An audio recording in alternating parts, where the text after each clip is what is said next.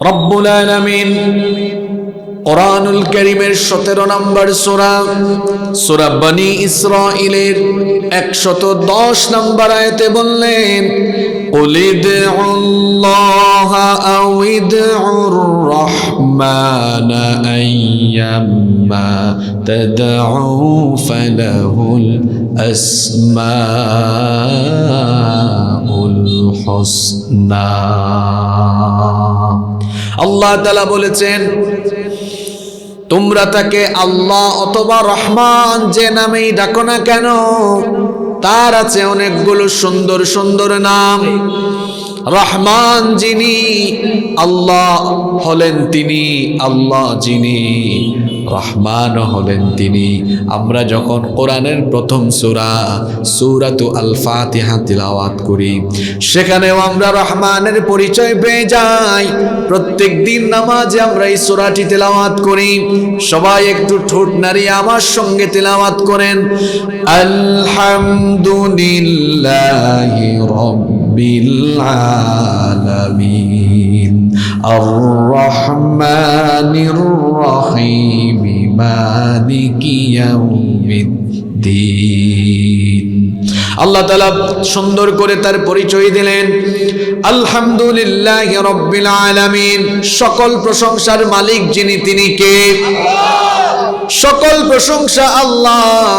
এরপরে প্রশ্ন করি, আমরা যদি প্রশ্ন করি মানিল্লাহ, আল্লাহকে, জবাব চলে আসবে রব্বিল আলামিন, তিনি হচ্ছেন জগৎ সমূহের রব, জগৎ সমূহের প্রতিপালক। এখন আপনি যদি জিজ্ঞেস করেন রবকে, তাহলে জবাব চলে আসবে আর রহমানির রহিম, যিনি হচ্ছেন অত্যন্ত দয়ালু, অত্যন্ত মেহেরবান। আমার আল্লাহর পরিচয় হলো রহমান। রহমান যিনি, আল্লাহ হলেন তিনি। রহমান যিনি, আল্লাহ হলেন তিনি। এই সূরা আল ফুরকানের শেষের 15টি আয়াতে রহমানের বান্দাদের 12টি গুণ তুলে দেওয়া হয়েছে। এই 12টি গুণ যারা অর্জন করবে, রহমান ওয়াদা করেছেন, আল্লাহ ওয়াদা করেছেন, আমি তাদেরকে আমার জান্নাতের চিরস্থায়ী মেহমান বানাবো। সুবহানাল্লাহ। আমরা সবাই জান্নাত চাই কি চাই না? কারা কারা জান্নাত চান না একটু হাত তুলেন তো। কথা বুঝেন নাই? অনেকে হাতে জন্য উঠাইও নামাই ফেলছে। সবাই জান্নাত চাই তো? তাহলে আল্লাহ তাআলা তার বান্দাদের জন্য কয়টা গুণের বর্ণনা এখানে দিয়েছেন? 12টা। একটু জোরে বলেন, কয়টা? 12টা। এই 12টা গুণ আমরা অর্জন করতে পারলেই আমাদেরকে জান্নাতের মেহমান যিনি বানাবেন, পুরুষোচিত কণ্ঠে সবাই জবাব দিয়ে বলেন তো তিনি কে? এই 12টি গুণ অর্জনের উদ্দেশ্যে মনোযোগ দিয়ে আমরা শুনতে পারবো তো? চলেন আমরা শুরু করি। রব্বুল আলামিন বলছেন, ওয়া ইবাদুর রহমানিল্লাযীনা ইয়ামশুনা আলাল আরদি হাওনা। 1 নম্বর গুণ হলো, রহমানের বান্দা হলো তারা দুনিয়ার বুকে নম্রভাবে, বিনয়ের সাথে, ভদ্রভাবে বিচরণ করে যারা। রহমানের বান্দাদের প্রথম গুণ হবে, রহমানের বান্দারা অভদ্র হবে না, বেয়াদব হবে না, অহংকারী হবে না। রহমানের বান্দারা দুনিয়াতে চলবে ভদ্র হয়ে, নম্রভাবে, বিনয়ের সাথে। বলেন তো, আসমানের নিচে, জমিনের উপরে আমরা যে আছি, এই জমিনটা কার? এই জমিনের উপরে আপনি গোলামের মতো থাকবেন, গোলাম থাকবে গোলামের মতো। গোলাম যেন দম্ভ ভরে, অহংকারের সাথে বিচরণ না করে। আল্লাহ তাআলা বলেছেন, আল কিবরিয়া উরিদাই, অহংকার হলো আমার চাদর। যে ব্যক্তি অহংকার করে, সে যেন আমার চাদর নিয়ে টানাটানি আরম্ভ করে। আর যে অহংকারের নামে আমার চাদর নিয়ে টানাটানি করবে তাকে আমি শাস্তি দিব, তাকে আমি পাকড়াও করব। রহমানের বান্দাদের 1 নাম্বার গুণ হবে তারা বেয়াদব হবে না, অহংকারী হবে না, বরং নম্র হয়ে ভদ্রভাবে জমিনে বিচরণ করবে। আমাদের সমাজে অহংকারী দাম্ভিক অনেক মানুষ আছে না নাই? জ্ঞান আছে, জ্ঞানের অহংকার করে। টাকা পয়সা আছে, টাকা পয়সার অহংকার করে। বংশ বড় এজন্য বংশের অহংকার করে। ক্ষমতা আছে এই জন্য ক্ষমতার বড়াই, ক্ষমতার অহংকার করে। এমন মানুষ আমাদের সমাজে নাই।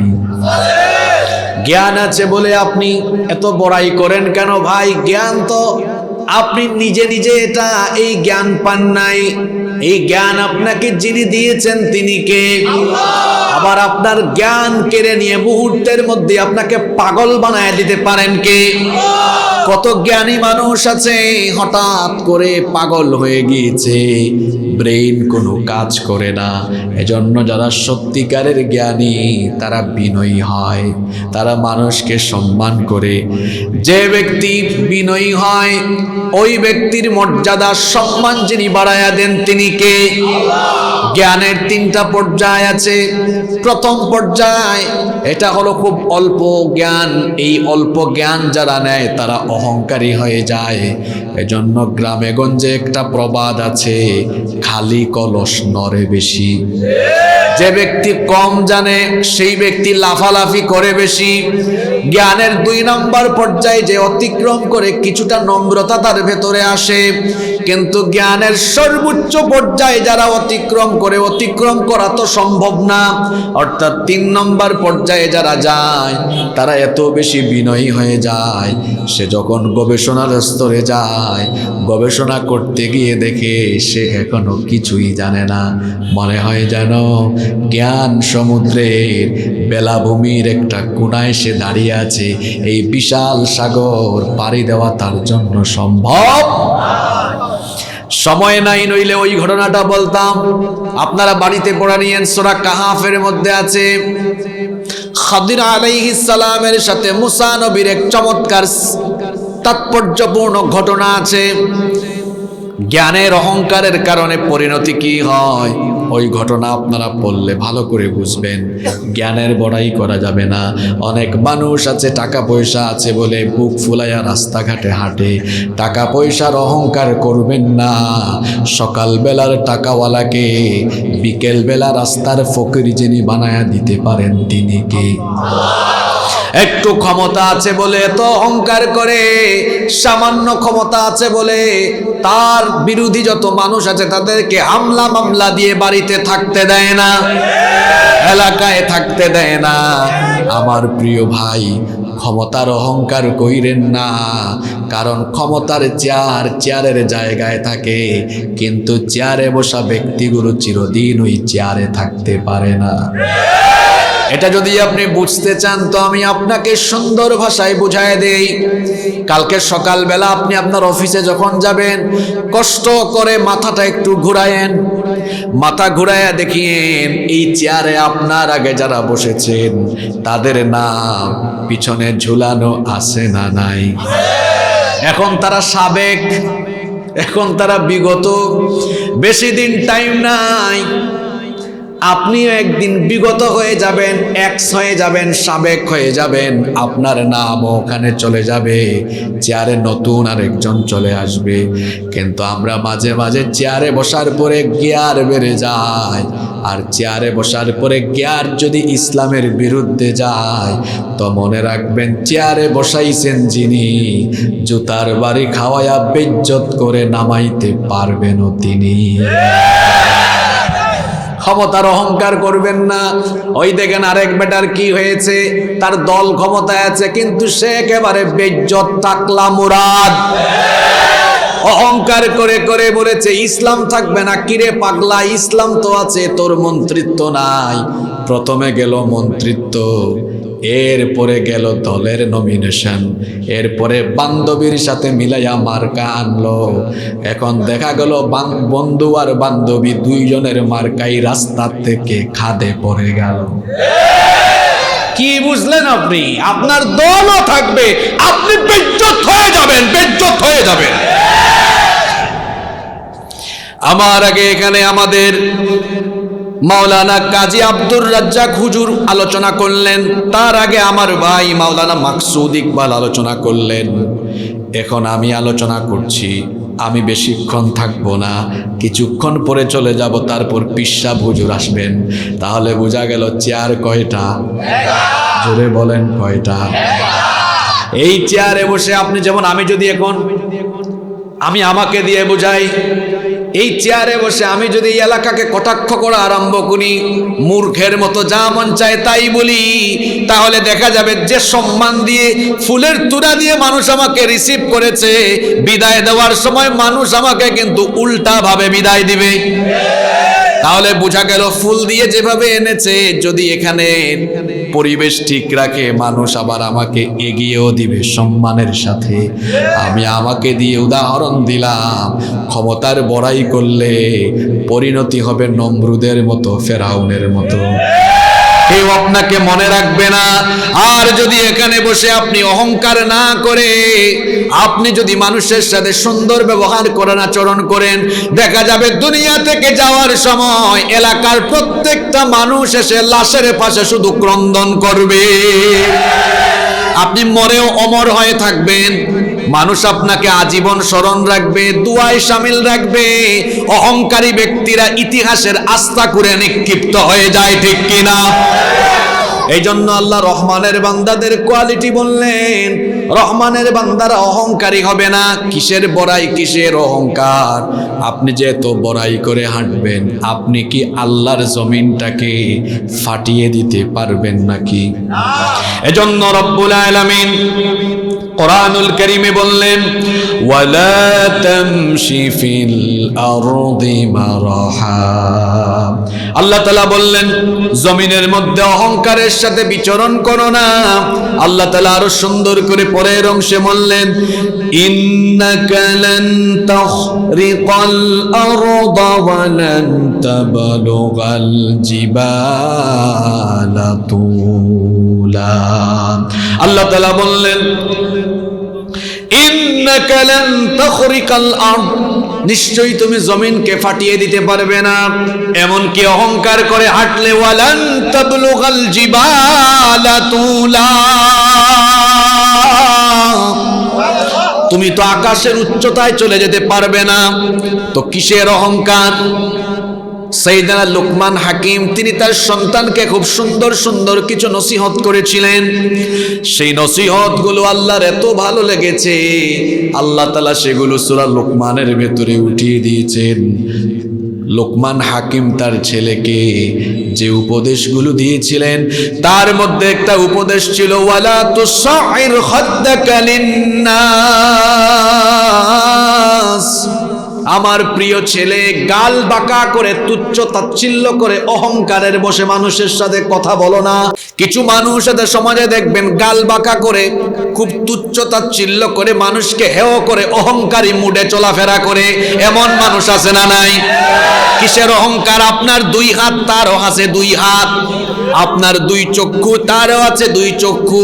আপনার আছে দুই পা, তারও আছে দুই পা। আপনার শরীর কাটলে যেমন রক্ত মাংস হাড্ডি পাওয়া যাবে, তার শরীর কাটলেও সেম জিনিস পাওয়া যাবে।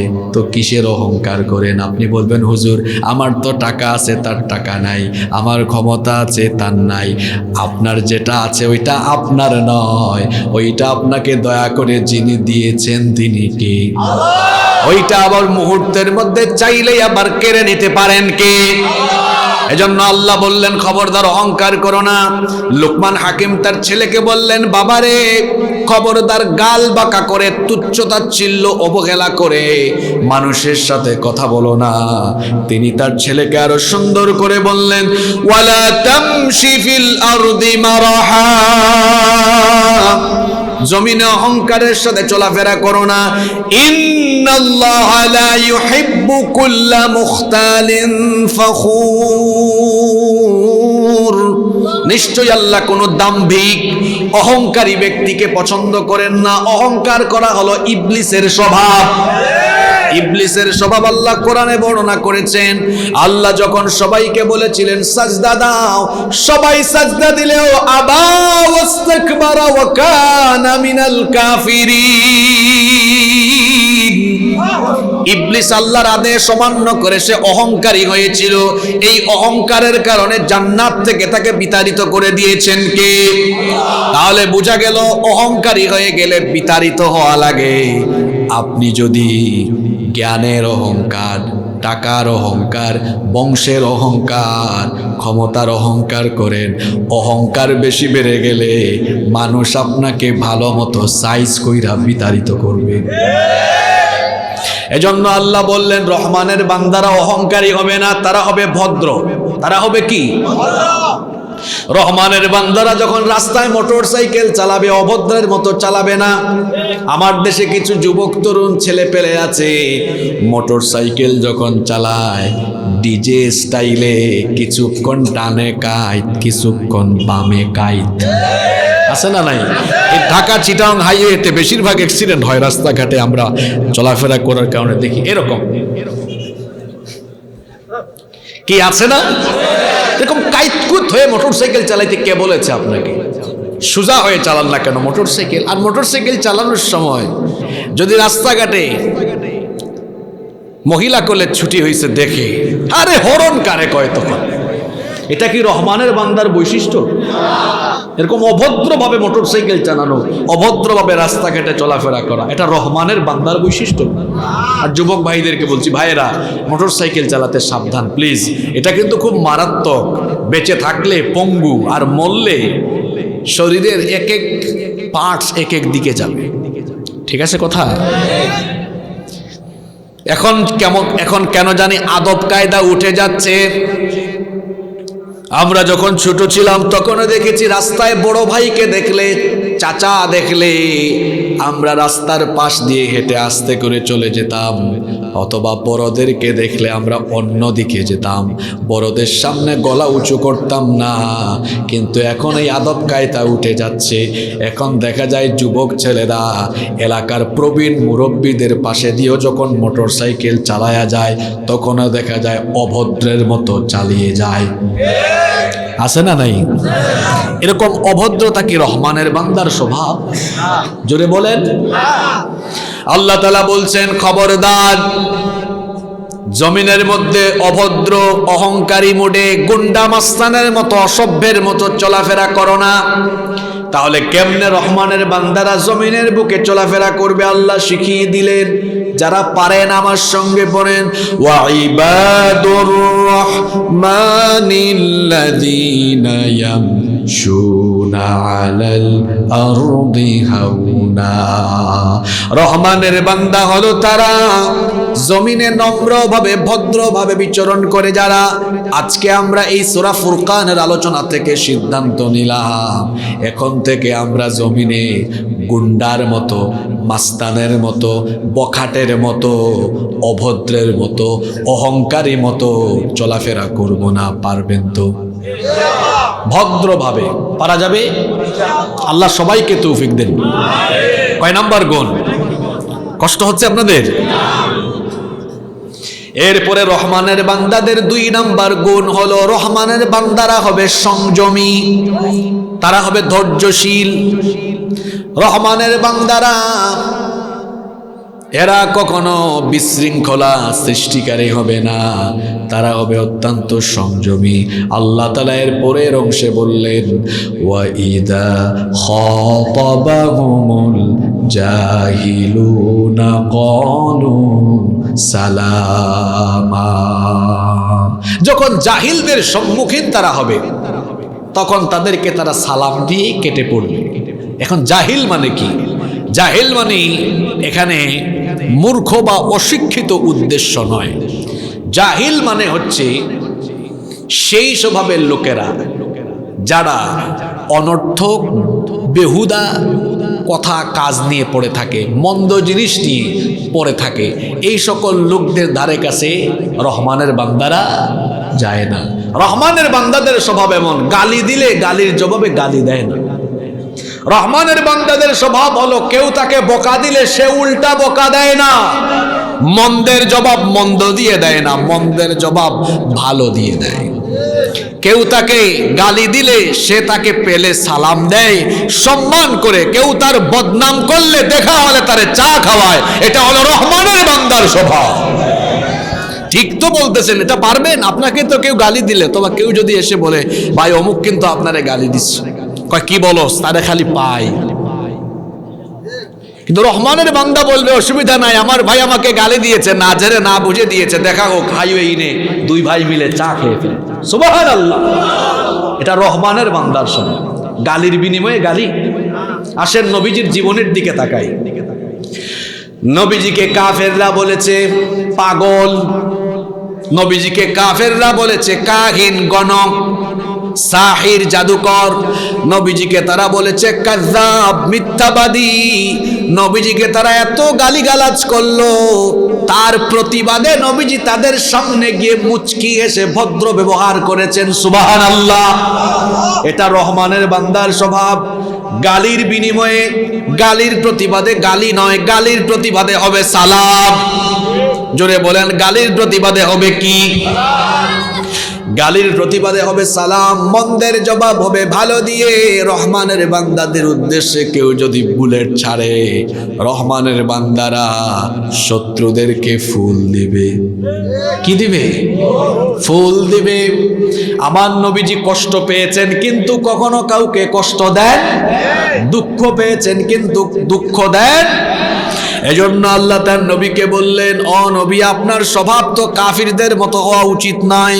যারা আপনার বিরোধিতা করে, আপনাকে গালিগালাজ করে, আপনিও তাদের মতো বখাটে মেজাজি হবেন না। তাহলে আপনি কি করবেন?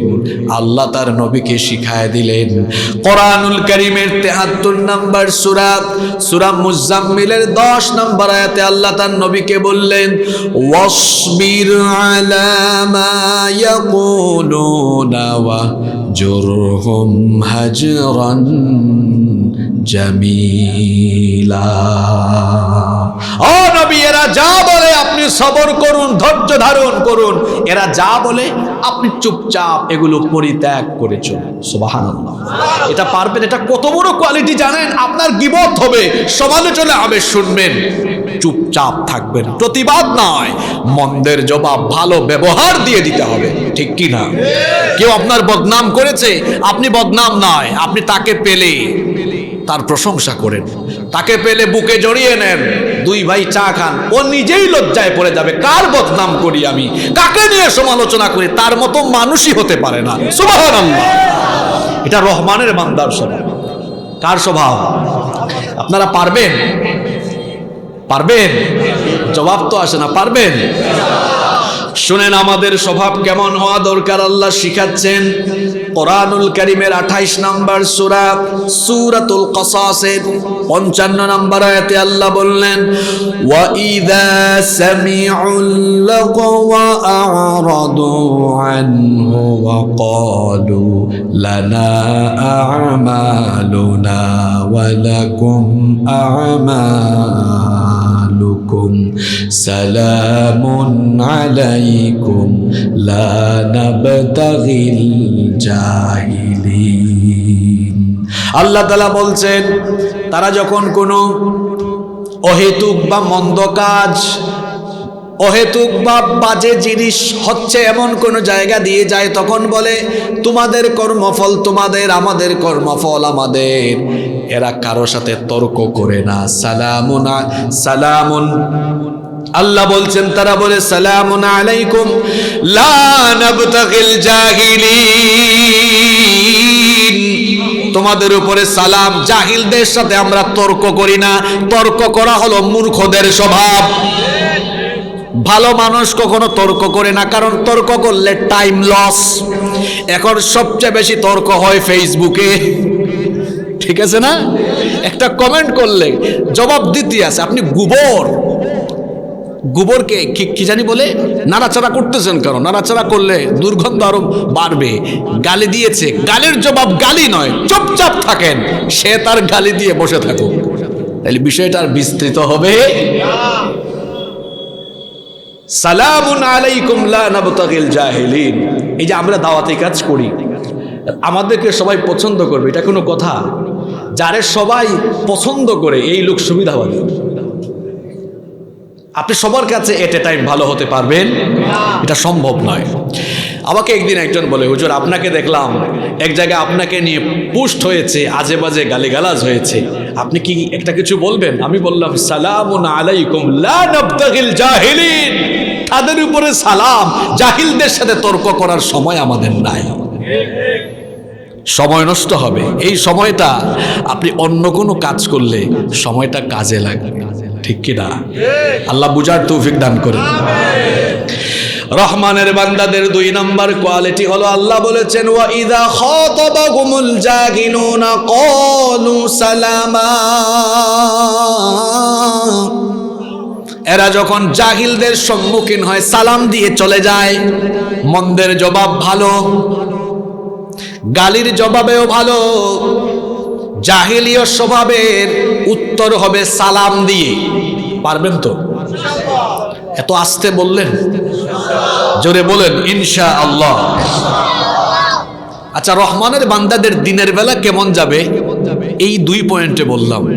দিনের বেলা তারা অহংকারী হবে না, তার মানে রাতের বেলা হবে বিষয়টা এমন না, মানে দিনের বেলা ভদ্র থাকবে, রাতেও থাকবে। এরপরে 2 নম্বর স্বভাব হলো সংযমী হবে। রাত হয়ে গেল, এই রাতের বেলা রহমানের বান্দারা কি করবে? মনোযোগ আছে না চলে গেছে?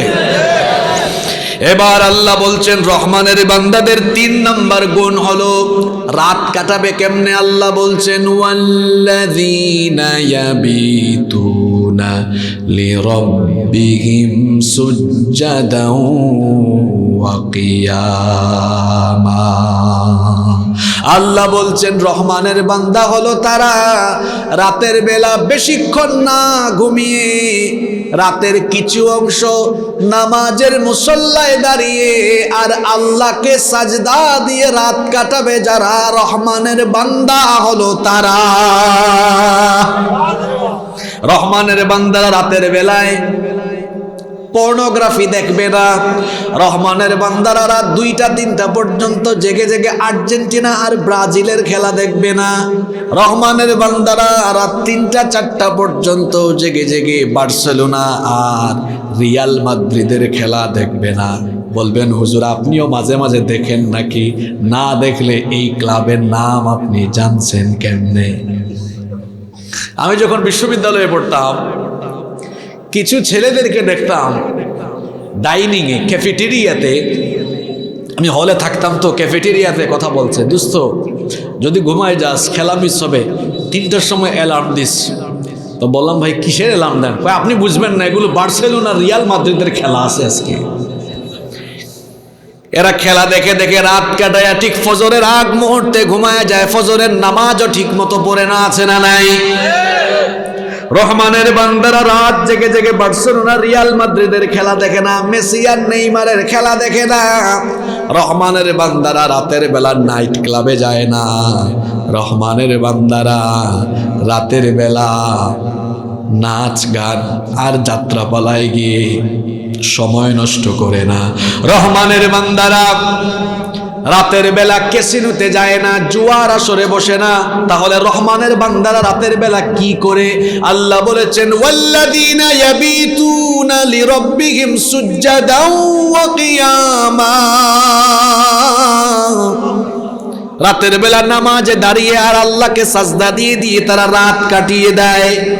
এরা সারা রাত ঘুমায় না, বরং রাতের একটা অংশ যার জন্য দিয়ে দেয়।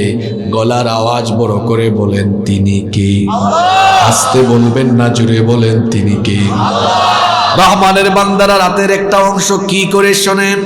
কোরআনুল কারীমের 32 নম্বর সূরা সূরাতুস সাজদা এর 16 নম্বর আয়াতে আল্লাহ তাআলা বললেন তাতাজাফা জুনুবুহুম আনিল মাদাজি'i ইয়াদউনা রাব্বাহুম খাউফান ওয়া তামাআ ওয়া মিম্মা রাযাকনাহুম ইউনফিকুন। আল্লাহ তাআলা বলছেন রহমানের বান্দারা পুরা রাত ঘুমায় না, রাতের কিছু অংশ তাদের পিঠ বিছানার থেকে আলাদা হয়ে যায়। রাতের কিছু অংশ তাতাজাফা জুনুবুহুম, তাদের এই পিঠ বিছানার থেকে উঠে যায়, পিঠ সারা রাত বিছানায় লাগানো থাকে না। তাতাজাফা জুনুবুহুম আনিল মাদাজি, রাতের একটা অংশ বিছানার থেকে পিঠ উঠায়া নেয়। এরপরে তারা কি করে? আল্লাহ বলছেন ইয়াদউনা রাব্বাহুম, শেষ রাতে তারা তাদের রবকে ডাকে। আমাদের রব যিনি গলার আওয়াজ বড় করে বলেন তিনি কে? রবকে কেমনে ডাকে? আল্লাহ বলছেন খাউফাও ওয়া তামা, ভয়ের সাথে এবং আশার সাথে। ভয় এবং আশা নিয়ে। কিসের ভয়? আল্লাহর আযাবের ভয়, জাহান্নামের ভয়। ভয় করে আল্লাহকে ডাকে, আল্লাহ তোমার জাহান্নামের আযাব আমি সহ্য করতে পারবো? এজন্য তোমার ভয়ে গভীর রাতে আমি উঠে তোমাকে ডাকছি। আল্লাহ তুমি কি তোমার এই গোলামকে দেখো না? তুমি কি তোমার এই গোলামের আহাজারি শুনো না? আল্লাহ জবাবে বলেন বান্দা কেন শুনবো না? তুই কি জানিস নাকি এই গভীর রাতে আমি আল্লাহ তোর ফরিয়াদ শোনার জন্য দুনিয়ার আসমানে চলে এসেছি। নবীজি বলেছেন শেষ রাতে আল্লাহ দুনিয়ার আসমানে নেমে আসেন, এসে আল্লাহ ডাক দেন মানজাল্লাযী ইয়াদউনি, এমন কে আছে যে আমাকে ডাকবে এই গভীর রাতে যখন সবাই ঘুমায়?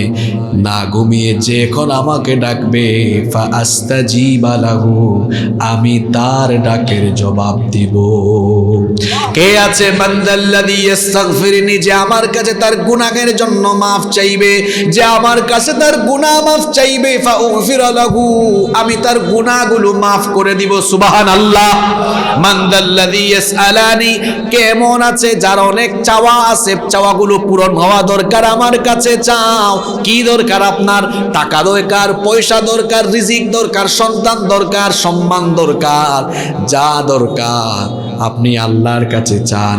রাতের বেলা তাহাজ্জুদে দাঁড়ান, আল্লাহ নিজেই বলেন বান্দারে আমার কাছে চা, তুই যা চাইবি তোর চাওয়া আমি পূরণ করে দিব। রহমানের বান্দারা সারা রাত ঘুমায় না, তাহলে তাদের অভ্যাসটা কেমন হয়? আল্লাহ বলছেন কানু কলিলাম মিনাল লাইলি মা ইয়াহজাউন ওয়া বিল আসহারি হুম ইয়াস্তাগফিরুন। কোরআনুল কারীমের 51 নম্বর সূরা সূরাতুয যারিয়াতের 17 এবং 18 নম্বর আয়াতে আল্লাহ বলছেন কানু কলিলাম মিনাল লাইলি মা ইয়াহজাউন, রহমানের বান্দারা রাতের বেলা খুব কম ঘুমায়। ওয়া বিল আসহারি হুম ইয়াস্তাগফিরুন, এরা রাতের বেলা ইস্তেগফার করে করে রাত কাটিয়ে দেয়। আমাদের জীবনে গুনাহ আছে না নাই? কিন্তু এই গুনাহের জন্য আমার আপনার হৃদয় অনুতপ্ত হয় না। এই যে আমরা কাপড় পরলাম, এই কাপড়গুলো পরিষ্কার করার জন্য সার্ফ এক্সেল ডিটারজেন্ট পাউডার বা সাবান ব্যবহার করবেন। এগুলোর মাধ্যমে যেমন কাপড় পরিষ্কার হয়, গুনাহ পরিষ্কারের জন্য কোনো সাবান নয়, ডিটারজেন্ট নয়, সার্ফ এক্সেল নয়, গুনাহ পরিষ্কারের জন্য ঔষধ হলো চোখের পানি। 2 ফোঁটা চোখের পানি যদি আপনি অনুতপ্ত হয়ে ছাড়তে পারেন, তো আপনার এই অনুতপ্ত হৃদয় আর অশ্রুসিক্ত নয়ন, এটা যদি আল্লাহ তাআলা দেখেন, এই চোখের পানি দিয়ে আপনার গুনাহগুলো যিনি সাফ করে দিবেন তিনি কে? যে ব্যক্তির চক্ষু থেকে অনুশোচনার পানি ঝরে, ওই চক্ষু কোনোদিনও জাহান্নামের আগুনে পুড়বে না, বলেছেন মুহাম্মদ সাল্লাল্লাহু আলাইহি ওয়াসাল্লাম। দিল পাথরের মতো এত শক্ত হয়ে গেল কেন? দিলটা কেন নরম হয় না? এই দিলে কেন জাহান্নামের ভয় এখনো ঢোকে না? কেন কবরের চিন্তা মাথায় আসে না? আপনি কি আপনার এলাকার কবরস্থানের পাশ দিয়ে মাঝে মাঝেও যান না? এগুলো দেখেও কি আপনার মাথায় কবরের চিন্তা আসে না? আপনার পূর্বপুরুষ কেউ তো বেঁচে নাই। এই বেলঘর মিয়াবাজার এলাকায় কত কবরস্থান আছে। দেখেন আপনার মতো টাকাওয়ালা, পয়সাওয়ালা, ক্ষমতাওয়ালা লোকগুলো আজকে দুনিয়ায় নাই, কবরে ঘুমায়। আপনিও একদিন কবরে ঘুমাবেন। এই কবরে আমাকে আপনাকে সবাইকে যেতে হবে। ওই কবরের চিন্তা কি মাথায় আসে না? আল্লাহর ভয়ে কি অন্তরটা একটু কাঁপে না? রাতের বেলা রহমানের বান্দা আল্লাহর ভয়ে, জাহান্নামের ভয়ে রাতের কিছু অংশ বরাদ্দ রেখে দেয় তাহাজ্জুদের জন্য। এটা রহমানের বান্দার স্বভাব। আমার আপনার জীবনে তো গুনাহ আর গুনাহ, কিন্তু আমাদের প্রিয় নবী রাহমাতাল লিল আলামিন মুহাম্মাদুর রাসূলুল্লাহ, সকলেই পড়েন সাল্লাল্লাহু আলাইহি ওয়াসাল্লাম। আমার নবীজির জীবনে কি গুনাহের কোনো দাগ আছে নাকি? জন্ম থেকে নিয়ে ওফাত পর্যন্ত, নবুয়তের আগেও মাসুম, নবুয়তের পরেও মাসুম। আমার সেই মাসুম নবী, যার জীবনে গুনাহের দাগও নাই, যাকে আল্লাহ সবচাইতে বেশি সম্মান দিয়েছেন, মর্যাদা দিয়েছেন, সেই নবীর রাত কিভাবে কাটতো? সেই নবীর রাত কেমনে যেত? আপনারা আছেন না ঘুমাই গেছেন? আচ্ছা, নবীজির রাত কেমনে কাটতো এটা কি আমরা হুজুররা ভালো জানবো না নবীজির বউরা ভালো জানবেন? হ্যাঁ, বউরা ভালো জানবেন। এই জন্য নবীজির রাত কেমনে কাটতো এটার বর্ণনা দিয়েছেন নবীজির বিবি, যিনি নবীজিকে সবচাইতে কাছ থেকে দেখেছেন, আমাদের মা আম্মা জানা আয়েশা রাদিয়াল্লাহু আনহা। তিনি বলেছেন নবীজির রাত কেমনে কাটতো শোনো। কানা ইয়াকুমু মিনাল লাইলি হাত্তা তানফাতরা কাদামাহ। আল্লাহর নবী রাতের বেলা দাঁড়িয়ে থাকতে থাকতে তাহাজ্জুদের নামাজে দীর্ঘ সময় দাঁড়াতেন। দাঁড়াতে দাঁড়াতে নবীজির বিবি বলছেন হাত্তা তানফাতারা কাদামা, আল্লাহর নবীর পা মুবারক পর্যন্ত ফুলে যেত। আল্লাহু আকবার। আল্লাহর নবীর পা মুবারক ফুলে যেত। এটা দেখে নবীজির বিবি আমাদের মা আম্মা জানা আয়েশা রাদিয়াল্লাহু আনহা জিজ্ঞেস করলেন, লিমা তাসনাউ হাদা ইয়া রাসূলুল্লাহ। সকলেই পড়েন সাল্লাল্লাহু আলাইহি ওয়াসাল্লাম। নবী গো, এত রাত পর্যন্ত দীর্ঘ সময় দাঁড়িয়ে দাঁড়িয়ে পাগুলো ফুলে যায়, কেন আপনি এত কষ্ট করেন? আল্লাহ তো এমনি আপনাকে মর্যাদাবান বানিয়েছেন, তারপরেও কেন রাতের বেলা আপনি এত দীর্ঘ সময় আল্লাহর জন্য দাঁড়িয়ে থাকেন, আল্লাহকে সাজদা দেন? নবীজি তখন কি জবাব দিলেন শুনেন। নবীজি বললেন, আফালা উহিব্বু আন আকুনা আবদান শাকুরা। ও আমার স্ত্রী আয়েশা, আল্লাহ আমাকে মর্যাদা দিয়েছেন, এই অনুগ্রহ কার? তো আল্লাহ অনুগ্রহ দিয়েছেন, এটার তো শুকরগুজারি করা দরকার। আমি আল্লাহ, যে রব আমাকে এত সম্মান দিয়েছেন, যে রব আমাকে এত মর্যাদা দিয়েছেন, আমি কি সেই রবের জন্য রাতের বেলা দাঁড়িয়ে আর রাতের বেলা তাকে সাজদা দিয়ে আমি কি সেই রবের শুকরগুজার বান্দায় পরিগণিত হব না? সুবহানাল্লাহ। শুকরগুজারি, আপনার তো শুকরগুজারি নাই। কত নাফরমানি, আপনার তাহাজ্জুদ তো নাই, আপনার তো 5 ওয়াক্তের নামাজও নাই আপনার। এই যে নিঃশ্বাস নিচ্ছেন, অক্সিজেন ছাড়া মানুষের কি বেঁচে থাকা সম্ভব?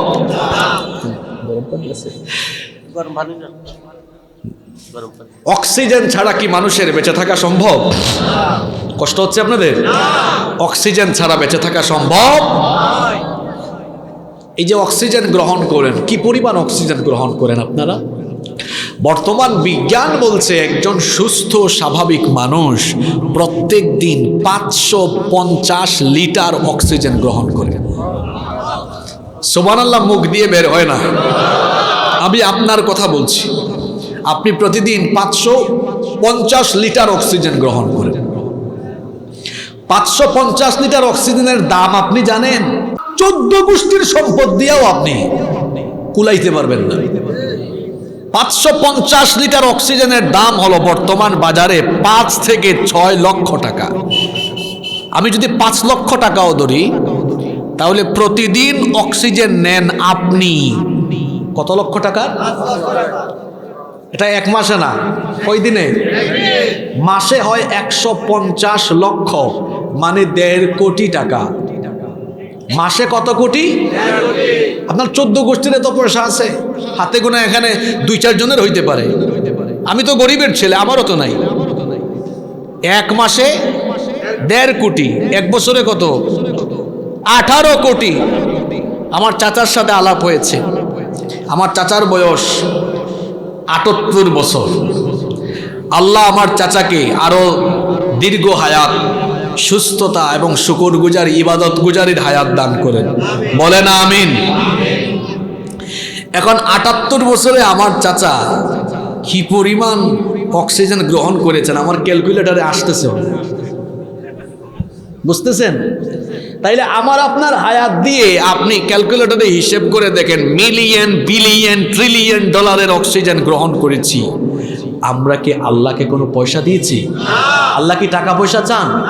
চান কি? শুকরগুজারি। চান কি? ইবাদত। চান আল্লাহ শুকরগুজারি, চান আল্লাহ ইবাদত। কিন্তু আমি আপনি এত নাফরমান, প্রতিদিন আল্লাহর 5 লক্ষ টাকার অক্সিজেন নিয়েও আল্লাহকে ফজরে, জোহরে, আসরে, মাগরিবে, এশার নামাজে গিয়ে সাজদা দিতে পারি না। আমাদের মতো নাফরমান আর নাশুকর আর কেউ নেই। ঠিক তো বললেন। এরকম নাফরমান নাশুকর হয়ে কি আমরা আল্লাহর কাছে যাব? জোরে বলেন, এরকম যেতে চাই? এর জন্য আজান হলে নামাজে যাওয়ার দরকার আছে না নাই?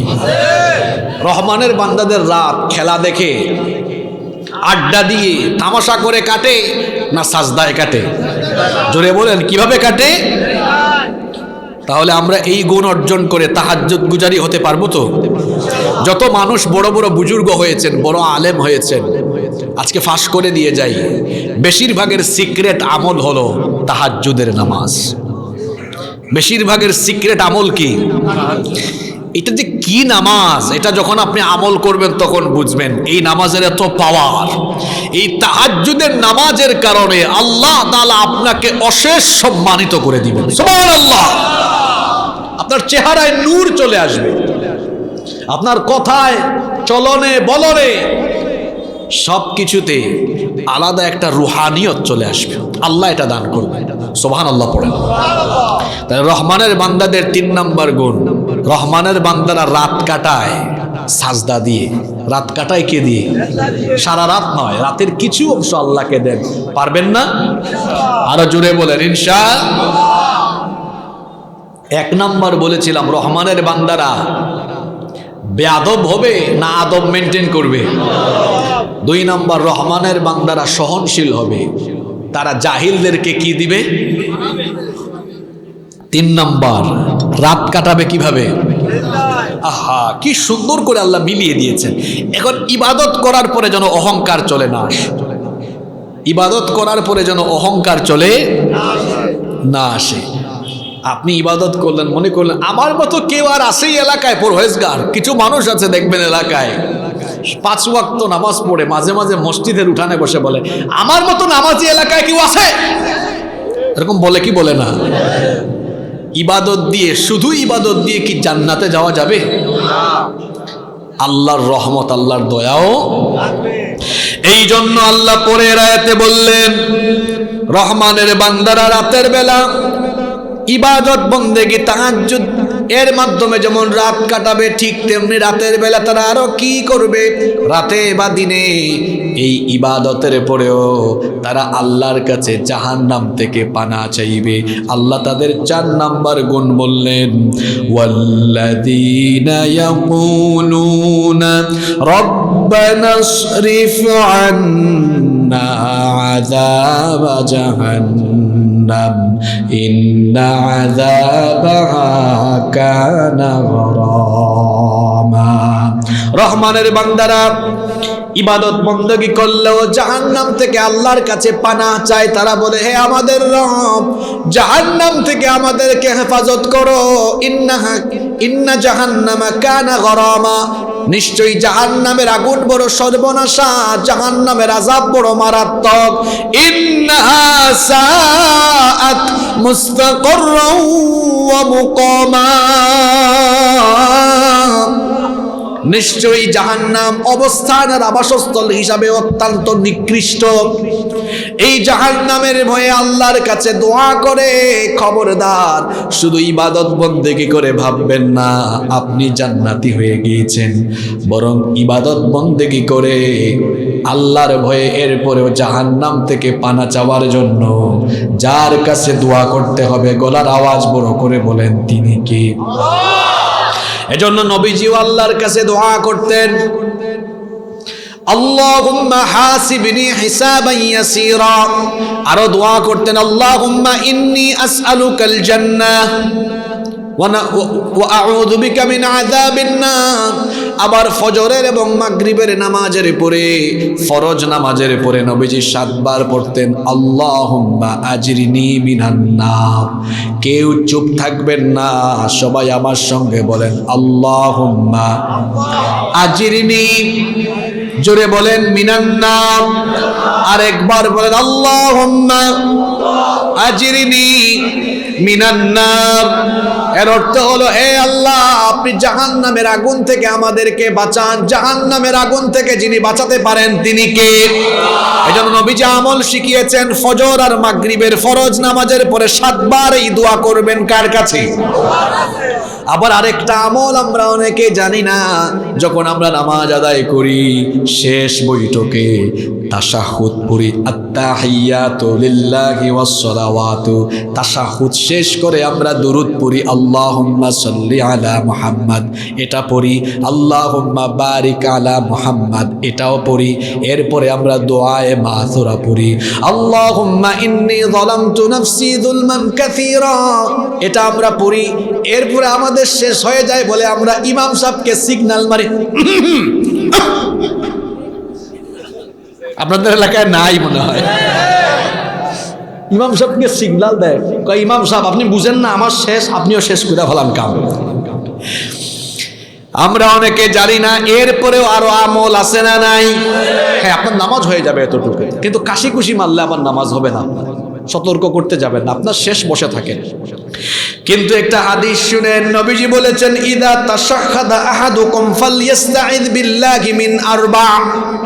যখন তোমাদের শেষ বৈঠকের এই তাশাহুদের কর্মসূচি শেষ হয়ে যায়, সালাম ফেরানোর আগে আল্লাহর কাছে পানাহ চাও 4টা জিনিস থেকে। জুড়ে বলেন, কয়টা জিনিস? এটা সালাম ফিরানোর আগে না সালাম ফিরানোর পরে? এই আমলটা আপনারা শিখেন। আমার দিকে তাকান, কি সুন্দর দোয়া। নবীজি বলেছেন 4টা বিষয় থেকে আল্লাহর কাছে পানাহ চাও। এই দোয়ার মাধ্যমে দোয়াটা আমাদেরকে শিখিয়েছেন মুহাম্মদ সাল্লাল্লাহু আলাইহি ওয়াসাল্লাম। আল্লাহুম্মা ইন্নী আউযু বিকা মিন আযাবি জাহান্নাম ওয়া মিন আযাবিল কবর ওয়া মিন ফিতনাতিল মাহইয়া ওয়াল মামাত ওয়া মিন ফিতনাতিল মাসিহিদ দাজ্জাল। এই হইল মোট কয়টা? এই দোয়াটা কে কে পারেন? মাশাআল্লাহ, এখানে একজন ভাই, আর ওই তো একটা ছেলে, ইয়াং ছেলে, মাশাআল্লাহ মাশাআল্লাহ। অনেকে আছে এখানে, এই যে আরেকজন পাওয়া গেছে। আর বাকিরা কি পার্টি না? আমার চাচা আর একজন আছে, করতে যাইয়েন না। আসলে এই দোয়াটা শিখি, পুরুষের মতো আওয়াজ দেন, সবাই বলেন, আল্লাহুম্মা ইন্নী আউযু বিকা মিন আযাবি জাহান্নাম ওয়া মিন আযাবিল কবর ওয়া মিন ফিতনাতিল মাহইয়া ওয়াল মামাত ওয়া মিন ফিতনাতিল মাসিহিদ দাজ্জাল। কি সুন্দর দোয়া নবীজি শিখালেন। দোয়া করো, আল্লাহুম্মা ইন্নী আউযু বিকা মিন আযাবি জাহান্নাম, হে আল্লাহ আমাকে জাহান্নামের আযাব থেকে বাঁচাও। কোন সময় এই দোয়াটা করলো? নামাজ পড়লো আল্লাহর জন্য। এই নামাজ আদায় করে ও বান্দা কি বিনয় প্রকাশ করছে, আল্লাহ আমি আমার নামাজ দিয়ে ও জান্নাতে যেতে পারবো না, তুমি যদি দয়া না করো। এজন্য দোয়া করছে সালাম ফিরানোর আগে, আল্লাহ আমাকে জাহান্নামের আযাব থেকে বাঁচাও। সুবহানাল্লাহ। ওয়া মিন আযাবিল কবর, আল্লাহ কবর তো আমার সামনে, যে কোনো সময় চলে যাব, ওই কবরের শাস্তি থেকে বাঁচাও। ওয়া মিন ফিতনাতিল মাহইয়া ওয়াল মামাত, জীবনে মরণে সকল ফিতনা থেকে আমাকে বাঁচিয়ে দিও। 4 নম্বরে ওয়া মিন ফিতনাতিল মাসিহিদ দাজ্জাল, দাজ্জালের ফিতনা থেকে আমাদেরকে বাঁচাও। বলেন আমিন। এই দোয়াটা শিখতে পারবেন না? গুগলে সার্চ করবেন, চলে আসবে ইনশাআল্লাহ। কয়টা আমল বললাম? আপনাদের মনে কষ্ট হচ্ছে? রহমানের বান্দাদের কোয়ালিটি বললাম কয়টা? নাম্বার 5 নাম্বার, রহমানের বান্দারা কিপটা হয় না, আবার অপব্যয়কারীও হয় না। রহমানের বান্দারা হবে দানশীল। রহমানের বান্দারা কেমন হবে? আল্লাহ তাআলা বলছেন ওয়াল্লাযীনা ইযা আনফাকু লাম ইউসরিফু ওয়া লাম ইয়াকতুরু ওয়া কানা বাইনা যালিকা কওয়ামা। আল্লাহ বলছেন তারা যখন ব্যয় করে তখন অপব্যয় করে না, আবার কিপটামিও করে না। টাকা আছে বলেই আপনি জুয়া খেলতে পারবেন না, এটা অপব্যয়। টাকা আছে বলেই আপনি নাচ গান এইরকম বাজে কাজে খরচ করতে পারবেন না, এটা অপব্যয়। টাকা আছে বলেই আপনার মেয়ের বিয়েতে, ছেলের বিয়েতে আপনি গায়ে হলুদের আয়োজন করতে পারবেন না, এটা হলো অপব্যয়। টাকা আছে বলেই আপনি খারাপ পথে, অবৈধ পথে ব্যয় করতে পারবেন না। আবার টাকা পয়সা আছে কিন্তু অনেক মানুষ আছে একটা কাপড় ভালো কিনেও গায়ে দেয় না, এইরকম কিপটাও আমাদের সমাজে নাই। এমন কিপটা, তার টাকা আছে, দেখা যায় লুঙ্গিটা ছিঁড়ে যাচ্ছে তাও একটা লুঙ্গি কিনে না। এমন কিপটা, এত ঠান্ডা পড়েছে, টাকা আছে, ঠান্ডার মধ্যে কাচুমাচু খায় কিন্তু একটা সোয়েটার কিনে না। এইরকম কিপটা আমাদের সমাজে আছে না নাই? টাকা আছে কিন্তু দেখা যায় বাজার করে ভালো খাইতে পারবে কিন্তু বাজারও করে না। আল্লাহর নবীর একটা হাদিস আছে, আল্লাহ তাআলা ওই ব্যক্তিকে পছন্দ করেন যে ব্যক্তি আল্লাহর নিয়ামত পেয়ে নিয়ামতের বহিঃপ্রকাশ ঘটায়। আপনার টাকা আছে বলে আপনি আবার বেশি পড়তে যাবেন না। টাকা আছে, আপনার কিপটামিও করতে পারবেন না। টাকা আছে তো আপনি কেন পোশাক কিনেন না, কেন আপনি মাছ কিনে খান না, সবজি কিনে খান না? আল্লাহ নিয়ামত দিয়েছেন, যদি না পড়েন না খান, এটা হবে না শুকরি। কারণ আপনাকে দেখতে লাগে আল্লাহ কিচ্ছু দেন নাই, কিন্তু আসলে আল্লাহ আপনাকে দিয়েছে। আছে না নাই? কিপটা স্বভাবের মানুষগুলোর ব্রেইনে শয়তান পেশাব করে দিয়েছে। এটা কেন বলেছি জানেন? এই যে সে না খায়া পয়সা জমায়, এই সম্পদগুলো দেখা যাবে তার বার্ধক্য বয়সে সব চিকিৎসার পিছনে চলে যাবে। ঠিক আছে কথা? আছে, ভালো পোশাক পরেন, ভালো খাবার দাবার খাবেন, আল্লাহ সুন্দর, আল্লাহ সুন্দরকে পছন্দ করেন। ময়লা থাকবেন না, অপরিচ্ছন্ন থাকবেন না, সব সময় পরিষ্কার পরিচ্ছন্ন জীবন যাপন করবেন। পরিষ্কার পরিচ্ছন্ন জীবন যাপনের শিক্ষা আমাদের নবীজির সিরাতের ভেতরে, জীবনের ভেতরে আছে না নাই? আপনি কি স্মার্ট? আপনি দাঁত ব্রাশ করেন কয়বার? আমার নবী এত স্মার্ট, তিনি মেসওয়াক করেছেন 7 বার। কে বেশি স্মার্ট, আপনি?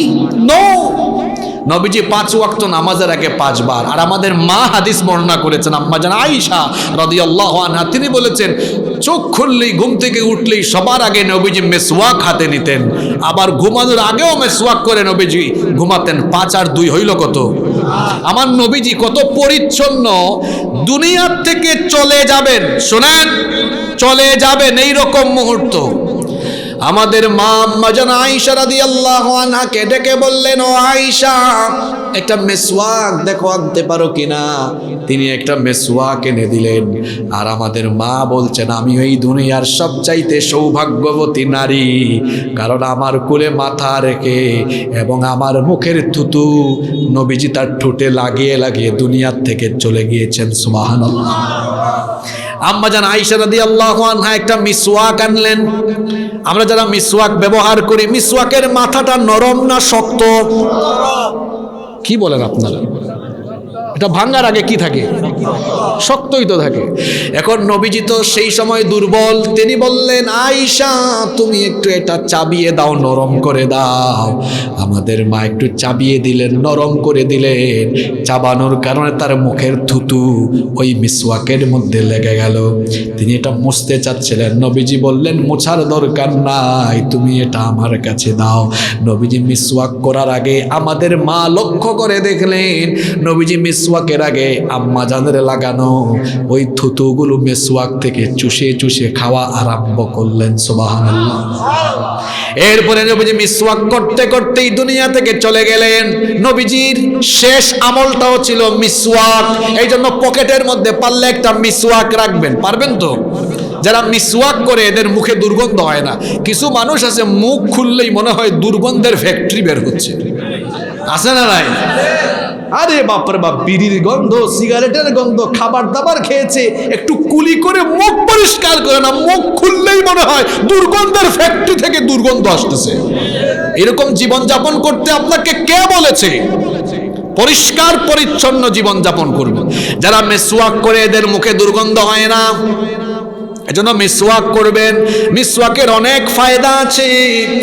বলছিলাম কিপটামের কথা। কিছু মানুষ আছে এত কিপটা, টাকা পয়সা আছে তারপরেও ভালো কাপড় পরবে না, একটু ভালো খাবে না, এইরকম আছে না নাই?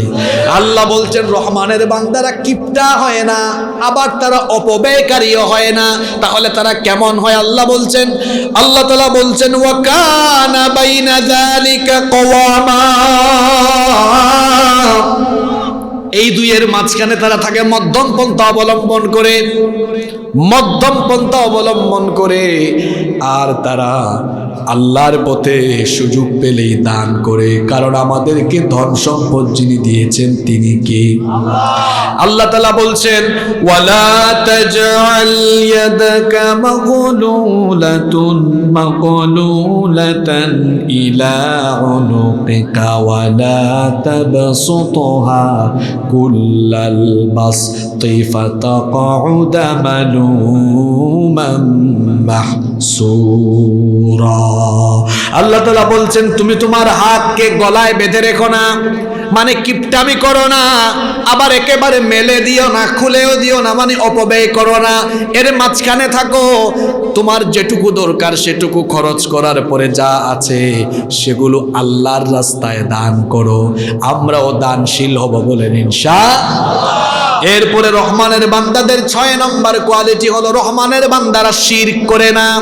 রহমানের বান্দারা কেবলমাত্র একজনকে ডাকে, একজনের জিকির করে, গলার আওয়াজ বড় করে বলতে হবে তিনি কে?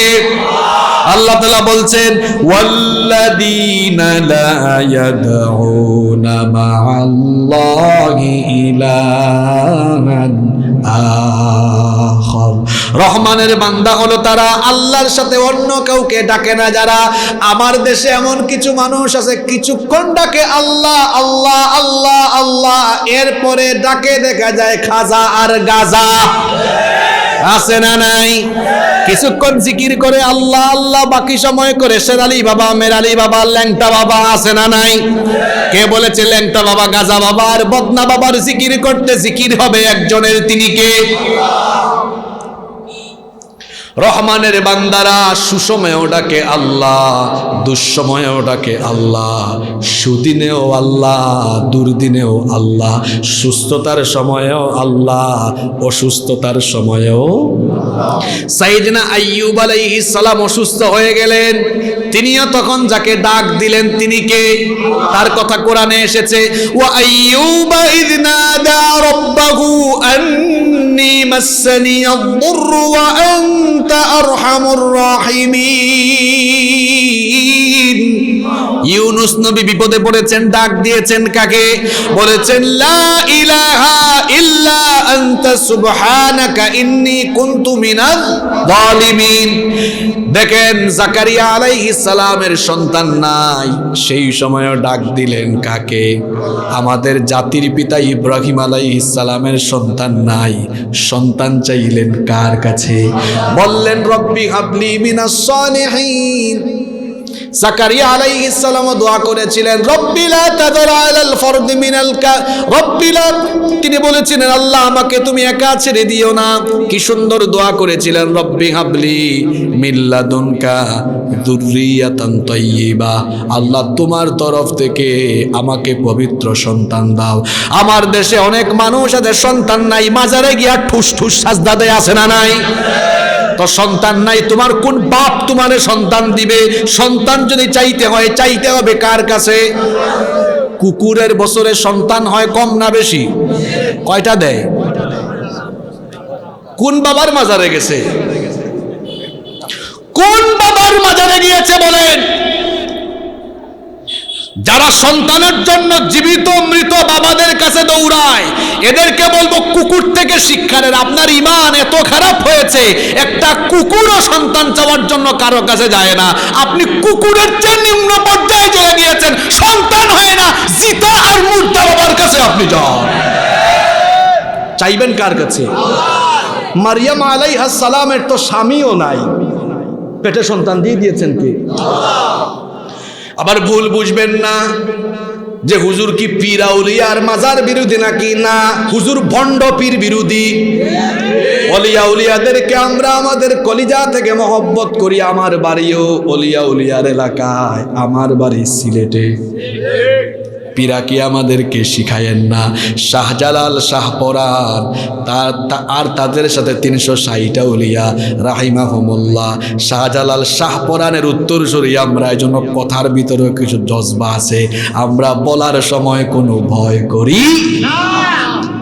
আমাদের সিলেটে একটা কথা আছে যে দেশ বিদেশ বেটাগিরি, আমরা হক্কল সিলেটি। এটা আঞ্চলিক ভাষা, এটার মানে বাংলা ভাষা এর অনুবাদ যদি করি এর অর্থ হবে যে দেশে হোক বিদেশে হোক আমরা সাহসিকতার সাথে আমরা কথা বলতে পারি, কারণ আমরা শাহজালালের উত্তরসূরি।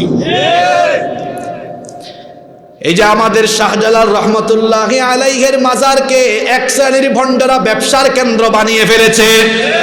মাজারের নামে ব্যবসা করার অনুমতি ইসলামে?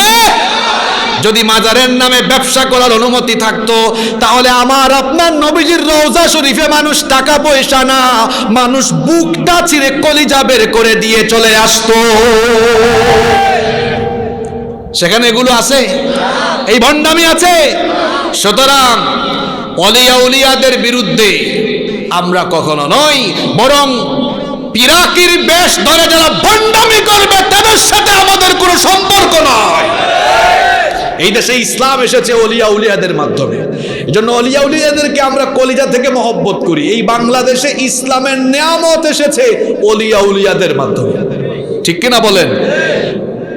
এজন্য অলিদেরকে, হক্কানি অলিদেরকে আমরা শ্রদ্ধা করি। কিন্তু যারা হুট হাট কুৎকাত বৈশা যান, দাঁড়িয়ে যান, মেরালি শেরালি বদনা টাকি ল্যাংটা, এই ধরনের ল্যাংটা পীরের সাথে আমার কোনো সম্পর্ক না। তোর ল্যাংটা থাকতে কে কইছে? তোর পোশাক আশাক নাই? রহমানের বান্দা হলো তারা আল্লাহর সাথে অন্য কাউকে ডাকে না, যারা রহমানের বান্দারা শিরক করে না। কারণ কবিরা গুনাহের মধ্যে সবচেয়ে বড় কবিরা গুনাহ হলো শিরকের গুনাহ। যারা শিরক করে আল্লাহ তাদের ব্যাপারে বলছেন ইন্নাহু মান ইউশরিক বিল্লাহি ফাকাদ হারামাল্লাহু আলাইহিল জান্নাতা ওয়া মাওয়াহুন নার। নিশ্চয়ই যে ব্যক্তি আল্লাহর সাথে শিরক করে আল্লাহ তার জন্য জান্নাত হারাম করে দিয়েছেন, জাহান্নাম অবধারিত করে দিয়েছেন। এই জন্য একজন ইমানদারের জীবন চলে গেলেও সে শিরকের গুনাহে যেতে পারে। আল্লাহ এই গুণ অর্জনের তৌফিক আমাদেরকে দান করেন, বলেন আমিন। কষ্ট হচ্ছে আপনাদের? আমরা যদি আর 10 থেকে 12 মিনিট কথা বলি বিরক্ত হবেন না তো? কয়টা বললাম? 6টা বলে ফেলেছি। কয়টা? বাকি 6টা কিন্তু খুব গুরুত্বপূর্ণ। এগুলা বলবো না, শেষ করে দিব। কুলাইতে পারবেন? আবার কমিটিতে বলিয়েন না কোথার থেকে কোন হুজুর আনছ, সব আমাদেরকে বলে গেছে। বলবো বলবো রহমানের বান্দাদের 7 নাম্বার গুণ হলো ওয়াল্লাযী ওয়ালা ইয়াকতুলুনান নাফসাল্লাতী হারামাল্লাহু ইল্লা বিল অন্যায়ভাবে তারা মানুষকে হত্যা করে না। রহমানের বান্দারা তাদের হাত অন্যায়ভাবে রক্তে রঞ্জিত করে না। আজ গোটা দুনিয়ায় এত জালিম আছে যারা অন্যায়ভাবে নিরপরাধ মানুষগুলোকে মেরে ফেলছে, আছে না নাই? অন্যায়ভাবে মানুষকে মেরে ফেলা এগুলো ফেরাউনদের স্বভাব। ফেরাউনের কথাই কোরআনে আছে। ফেরাউন, তার ব্যাপারে কোরআনের 44টা সূরার 532টা আয়াতে আলোচনা আছে। কি জাতের জিনিস আপনারা চিন্তা করে দেখছেন? 44টা সূরার 532টা আয়াত এই ফেরাউনের ব্যাপারে। কেমন জিনিস সে! এই ফেরাউন অসংখ্য নিরপরাধ ব্যক্তিকে হত্যা করছে।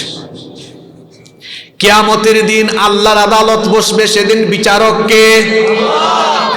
হাদিসে এসেছে, নবীজি বলেছেন সর্বপ্রথম আল্লাহ তার হকের বিচার করবেন। হাক্কুল্লাহ, আল্লাহর হক, আল্লাহর হকের বিচার আল্লাহ শুরু করবেন নামাজ দিয়ে। কিয়ামতের দিন প্রথম হিসাব হবে নামাজের হিসাব। নামাজ এটা কার হক? আরো জোরে বলেন, কার হক? আল্লাহর হকের বিচার কমপ্লিট হয়ে গেলে এবার বিচার আরম্ভ হবে হাক্কুল ইবাদ, বান্দার হকের বিচার। আর বান্দার হকের বিচার যখন আল্লাহ শুরু করবেন, সবার আগে আল্লাহ অন্যায়, রক্তপাত এবং নিরপরাধ মানুষগুলোকে যারা অন্যায় করে হত্যা করেছে তাদের বিচার আল্লাহ করবে। খুনের বিচার হবে প্রথমে। কিসের বিচার?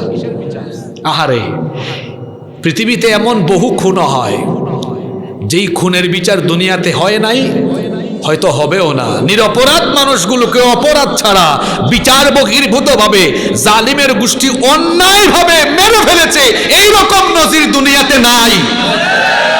এগুলোর হিসাব তো এখনো হয় না, এটা বাকি আছে। এই হিসাব করবেন কে? জোরে বলেন, কে? যারা অন্যায়ভাবে নিরপরাধ মানুষগুলোকে বিচার বহির্ভূত কায়দায় হত্যা করে নিজেদের হাত নিরপরাধ মানুষদের রক্তে রঞ্জিত করেছে, কিয়ামতের দিন জালিম হয়ে, আসামি হয়ে আল্লাহর আদালতের সামনে দাঁড়াতে হবে।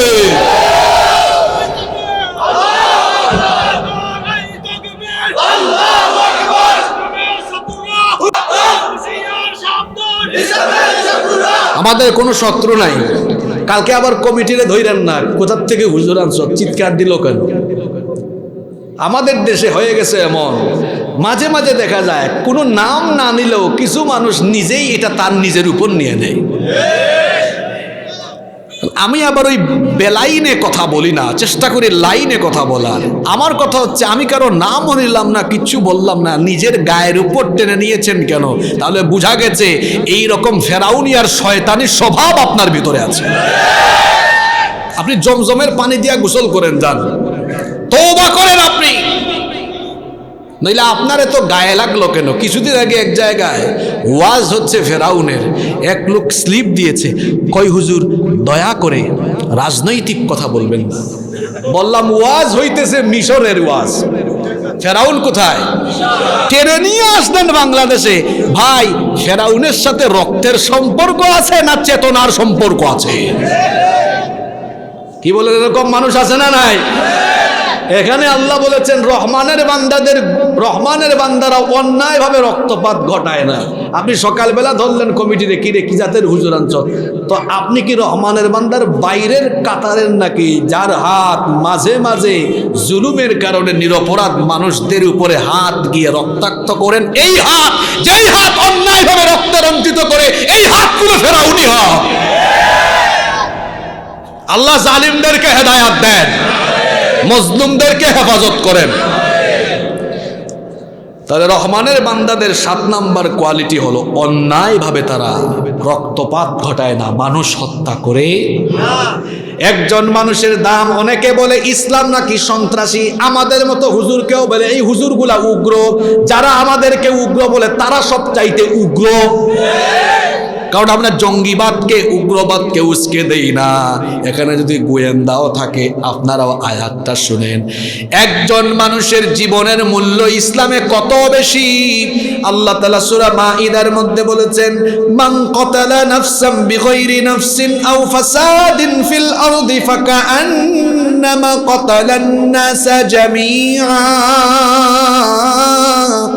যে ব্যক্তি অন্যায়ভাবে একজন মানুষকে হত্যা করে সে যেন সারা দুনিয়ার মানুষকে হত্যা করে।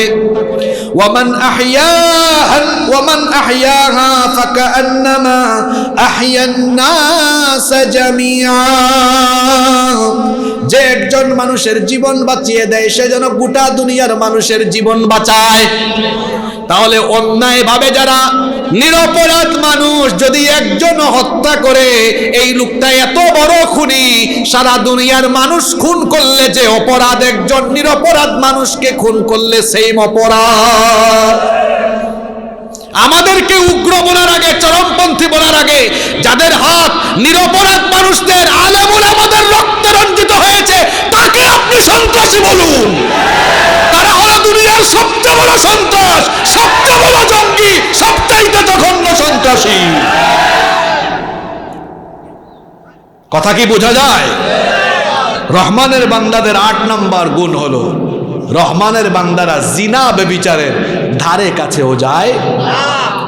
আল্লাহ তাআলা বলছেন ওয়ালা ইয়াজনুনা ওয়া মান ইয়াফআল যালিকা ইয়ালকা আসামা।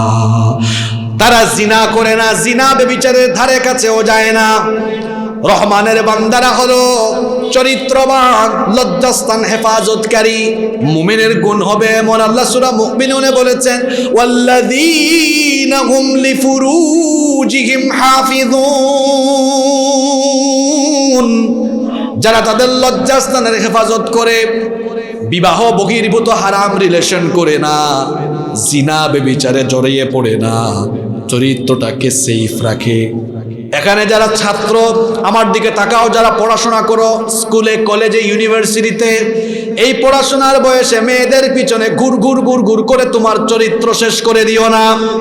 এটা মেয়েদের পিছনে ঘুর ঘুর করার বয়স নয়। যারা স্টুডেন্ট লাইফে মেয়েদের পিছনে ঘুর ঘুর করে, এদের কেরিয়ার নষ্ট হয়, চরিত্র ধ্বংস হয়। এই বয়সে পড়াশোনায় মন দাও, ঠিক মতো পড়াশোনা করো, মেয়েদের ফিতনায় না পড়ে পড়াশোনা করো। আর আজান হলে তুমি মসজিদে যাও। যদি তোমার কেরিয়ার ভালো হয়, চরিত্র যদি উন্নত হয়, তো তোমার মতো ছেলে কোনো মেয়ের পিছে ঘোরা লাগবে না। চরিত্র ভালো হলে, কেরিয়ার সুন্দর হলে, হাজার হাজার সুন্দরী মেয়ের বাপ তোমার কাছে মেয়ে বিয়ে দেওয়ার জন্য তোমার পিছনে ঘুর ঘুর ঘুর ঘুর করবে। নিজেকে ওই জায়গায় নিয়ে যাও, অসভ্যতামি ছেড়ে দাও, নোংরামি ছেড়ে দাও। এটা রহমানের বান্দাদের গুণ নয়। রহমানের বান্দারা হবে চরিত্রবান, রহমানের বান্দারা লজ্জাস্থানের হেফাজত করে। আমরা পারবো তো? আমাদের ছেলেদের মধ্যে পরিবর্তন দেখছি আমরা, আলহামদুলিল্লাহ। আপনারা দেখেন এখানে যারা আছে, আমার তো মনে হয় 95% যুবক। এই দেশের যুবক তরুণরা আগে যাত্রা পালায় যেত, নাচ গানে যেত, এখন সব বাদ। প্রত্যেকটা এলাকার যুবকরা একদিনে তো হবে না, ধীরে ধীরে দেখা যাচ্ছে ইসলামের দিকে ডাইভার্ট হচ্ছে। ইসলাম বিরোধীদের মাথা খারাপ হয়েছে। কি করা যায়? সবগুলা তো গুলি করে শেষ করতে পারবো না। কি জানি কে বলেছেন এই কথাটা, আমি জানি না, তার নাম আমার জানা নেই। আমি শুনেছি মানুষ বলে যে কোনো একটা জাতিকে ধ্বংস করতে হলে যুদ্ধ লাগবে না, তার শিক্ষায় হাত দাও, ওটা ধ্বংস করে দাও, একটা জাতি এমনি শেষ হয়ে যাবে। দল মত নির্বিশেষে আপনারা সবাই কি আমার সাথে এই কথার সাথে একমত? সবাই ডাইভার্ট হয়ে যাচ্ছে। এখন এদেরকে আনা সিনেমা দিয়ে, নাটক দিয়ে, নায়ক নায়িকারা এখন ঘাস কাটতেছে, কাম নাই। যুবকরা এগুলা দেখে না। কি যুবকরা কি এগুলা দেখে?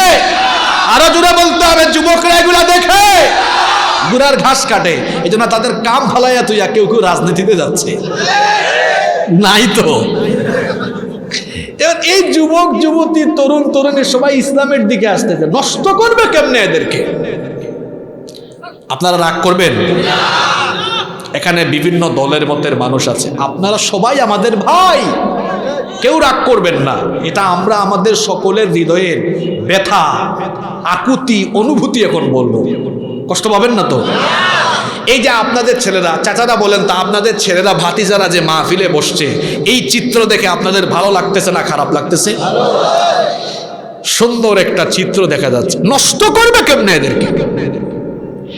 এই জন্য হাত দিল আসল জায়গায়, দিয়ে একদিনে তো চেঞ্জ হবে না, ছোটবেলার থেকে এদের মন মানসিকতা ঘুরাই দিতে হবে, শরীফ থেকে শরীফা হওয়ার অনুভূতি শিখাইতে হবে। কথা বুঝেন নাই?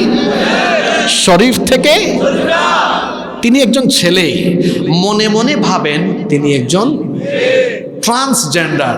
আর হিজরা এক বিষয়, হিজরা এটা জন্মগত একটা সমস্যা যেটা ল্যাব টেস্টে প্রমাণ করা যায়, কিন্তু ট্রান্সজেন্ডার এটা জন্মগত সমস্যা না। যারা হিজরা এরা হলো লিঙ্গ প্রতিবন্ধী, লিঙ্গ প্রতিবন্ধী। এটা দেখা যায় যে 5,000 10,000-এর মধ্যে 1-2 জন হইতে পারে, এদের সংখ্যাও খুব কম, এবং কিছু কিছু ক্ষেত্রে ট্রিটমেন্টের মাধ্যমে তাকে সুস্থ করা যেতে পারে। কিন্তু ট্রান্সজেন্ডার এটা অসভ্য পশ্চিমাদের থেকে আমদানি করে আমাদেরকে ধ্বংস করার একটা অপচেষ্টা। ওরা নিজেদেরকে সভ্য বললো, এদের মতো অসভ্য আর বদমাইশ আছে বউ থইয়া 20টা গার্লফ্রেন্ড এদের। আমি কি ভুল বলেছি? ওরা ছেলে ছেলে মেয়ে মেয়ে সমকামিতায় আসক্ত। একটা প্রাণী সেও তার যৌন চাহিদা মেটানোর জন্য তার বিপরীত লিঙ্গের কাউকে খুঁজে। একটা কুকুর তার বিপরীত লিঙ্গের কাউকে খুঁজে, একটা হাঁসও দেখবেন তার বিপরীত লিঙ্গের কাউকে খুঁজে, গরুও দেখবেন তার বিপরীত লিঙ্গের কাউকে খুঁজে। যারা মানুষ তারা তো সৃষ্টির শ্রেষ্ঠ, সৃষ্টির শ্রেষ্ঠ হয়ে যারা তার জৈবিক চাহিদা পূরণের জন্য বিপরীত লিঙ্গের কাছে না গিয়ে সমলিঙ্গের প্রতি আসক্ত হয়, এরা কুত্তার চাইতেও নিকৃষ্ট। একটা কুকুরও তার জৈবিক চাহিদা মেটানোর জন্য বিপরীত লিঙ্গের কাউকে খুঁজে। বিপরীত লিঙ্গের প্রতি আকর্ষণ এটা সৃষ্টিগত, এটা দিয়েছেন কে? শরীফ থেকে শরীফা হওয়ার গল্প আমাদের বইগুলোতে এখন শরীফ থেকে শরীফা আর খুশি আপার গল্প দিয়ে এগুলো ভরা। আমি কি ভুল বলেছি? রাজনীতির জায়গায় শিক্ষা, শিক্ষার জায়গায়। আমরা শিক্ষা নিয়ে কোনো রাজনীতি চাই না। আপনারা চান? এটা কোরআনের মাহফিল, এটা আওয়ামী লীগের সমাবেশ নয়, এটা বিএনপির সমাবেশ নয়, এটা জামাতের সমাবেশ নয়, এটা জাতীয় পার্টির সমাবেশ নয়, এটা হলো সকল দলের মানুষের অংশগ্রহণে কোরআনের সমাবেশ। এজন্য আমরা সকল দলের মতের মানুষ এই একটা জায়গায় একমত, রাজনীতির জায়গায়, শিক্ষা হলো শিক্ষার জায়গায়। আমরা কোন দলের মানুষ চাই না আমাদের ছেলে মেয়েগুলো সমকামী হোক। আওয়ামী লীগের ভাইরা এখানে চান? চান? বিএনপির ভাইরা চান? জাতীয় পার্টির ভাইরা চান? কেউ চাই না। আমরা কি কেউ চাই আমাদের ছেলে? আচ্ছা, আপনি যদি এই শিক্ষাকে সমর্থন করেন, আপনি দেখবেন 15 বছর 20 বছর পরে আপনি যখন দাদা হবেন, নানা হবেন, আর আপনার ঘরে যদি ছোট ছোট ওগুলা থাকে, তাহলে ওরা বলবে এসে, আব্বু জানেন আমার না নিজেকে এখন মেয়ে মেয়ে লাগে। ঠিক কি না? মেয়ে এসে হঠাৎ করে বলবে, ওই যে এখানে তো ওলামারা আছেন, সম্পদের বন্টন লিদ্দাকারি মিসলু হাযিল উনসায়াইন, সম্পদের সময় এসে বলবে, আব্বু আমার নাম মুন্নি হলো, আজকে থেকে কেন জানি আমাকে মুন্না মুন্না লাগে। বুঝতেছেন কথা? আপনারা হাসতেছেন, শোনেন, একটা বাচ্চা যখন এগুলো পড়বে ওর মাথায় তো এগুলো ঢুকবে। আপনারা দয়া করে এগুলো রাজনৈতিক দৃষ্টিকোণে নেবেন প্লিজ। আমি কি রাজনৈতিক দৃষ্টিকোণ থেকে কথাগুলো বলছি?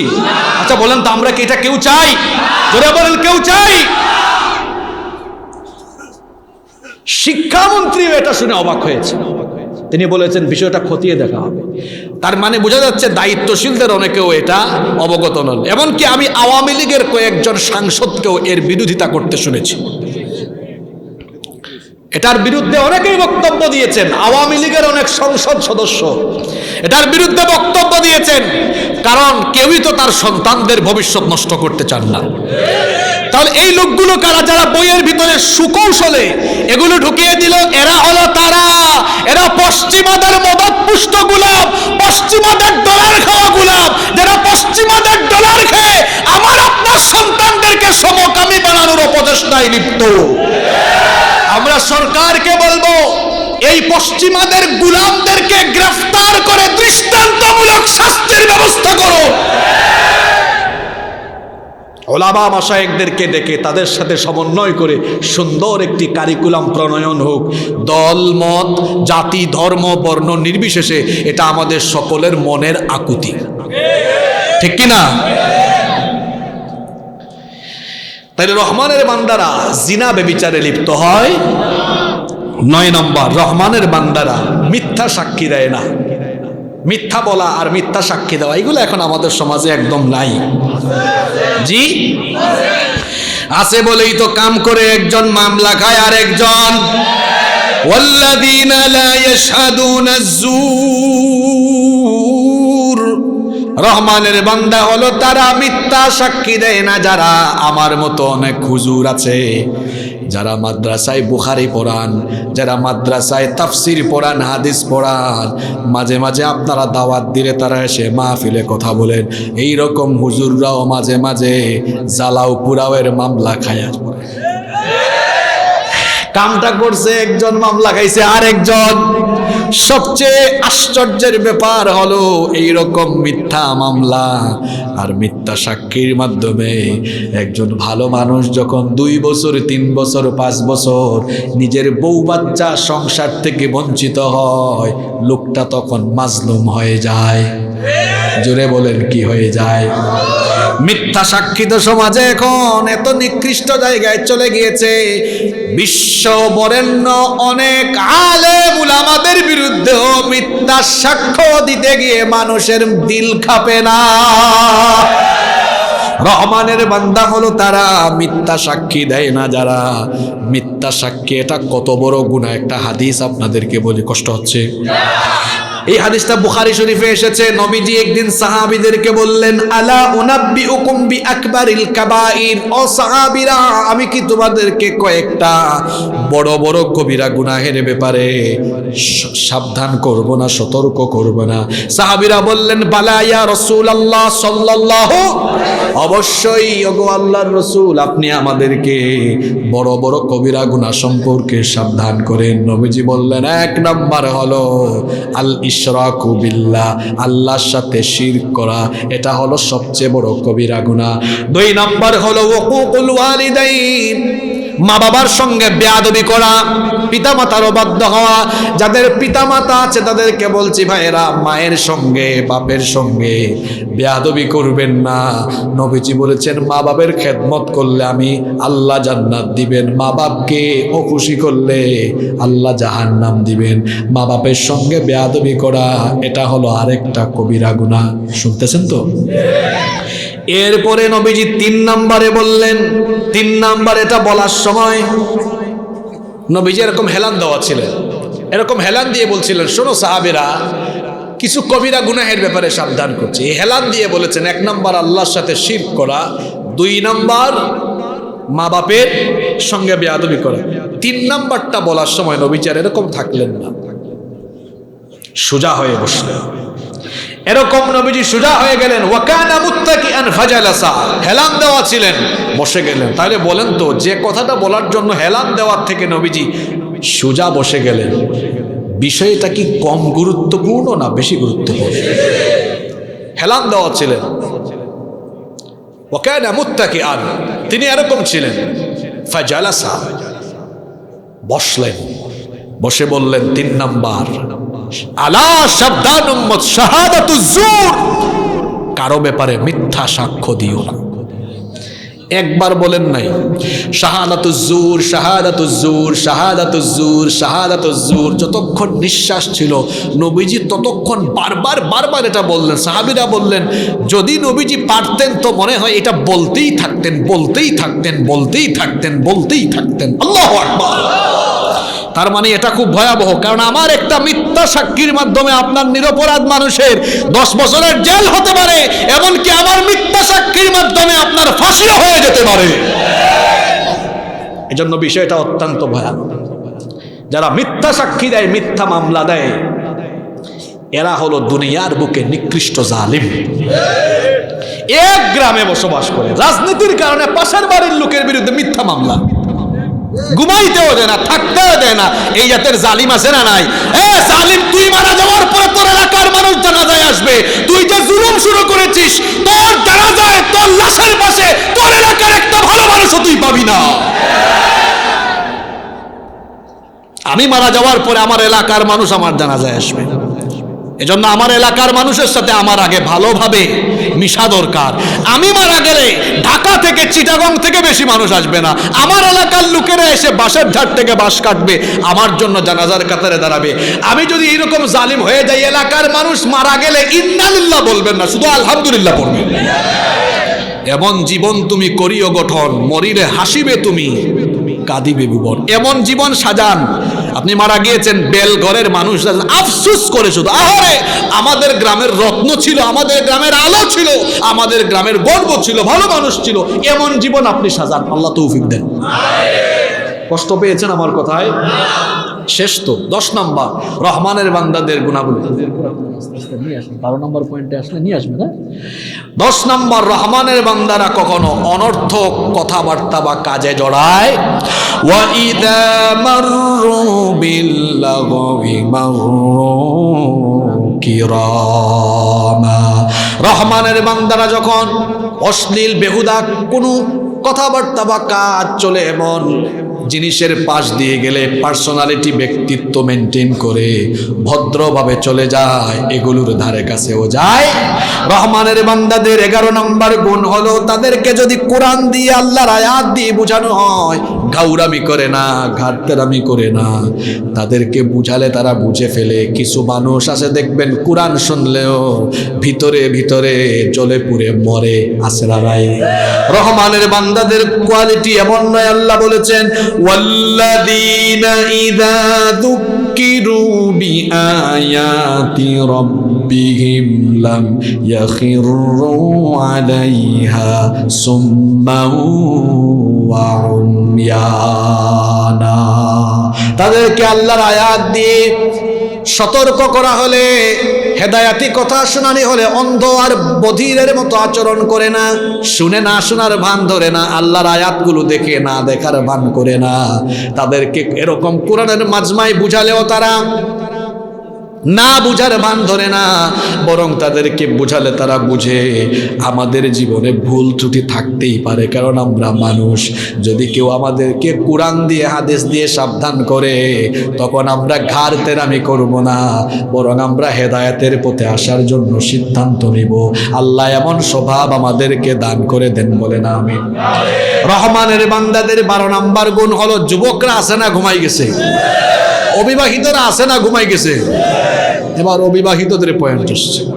রহমানের বান্দারা নিজের স্ত্রী আর সন্তানের জন্য দোয়া করে, বিয়ে করে নাই, হবু বউ, হবু সন্তান, এদের জন্য দোয়া করে। দোয়াটা কেমন আল্লাহ তাআলা শিখিয়ে দিয়েছেন, পড়েন আমার সঙ্গে যারা পারেন। ওয়াল্লাযীনা ইয়াকুলুনা রব্বানা হাব লানা মিন আজওয়াজিনা ওয়া যুররিয়াতিনা কুররাতা আয়ুনিন ওয়াজআলনা লিল মুত্তাকিনা ইমামা।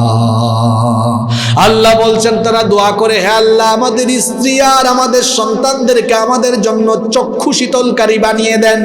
আপনি যদি ঘরে গিয়ে দেখেন আপনার বউ নামাজ আদায় করে, রাতের বেলা তাহাজ্জুদ পড়ে, আপনার বউ আপনার মা বাপের খেদমত করে, পরিবার মেনটেন করে, ঘর থেকে বের হওয়ার সময় পর্দা করে বের হয়, বলেন তো এমন বউ দেখলে আপনার চক্ষু, এমন বউ দেখলে চক্ষুটা শীতল হবে কি হবে না?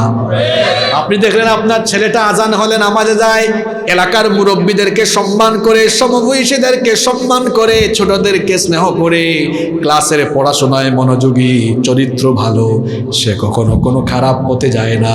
এমন ভালো ছেলে যদি আপনি আপনার চোখে দেখেন, আপনার সন্তানটা এমন দেখলে আপনার চক্ষু শীতল হবে কি হবে না?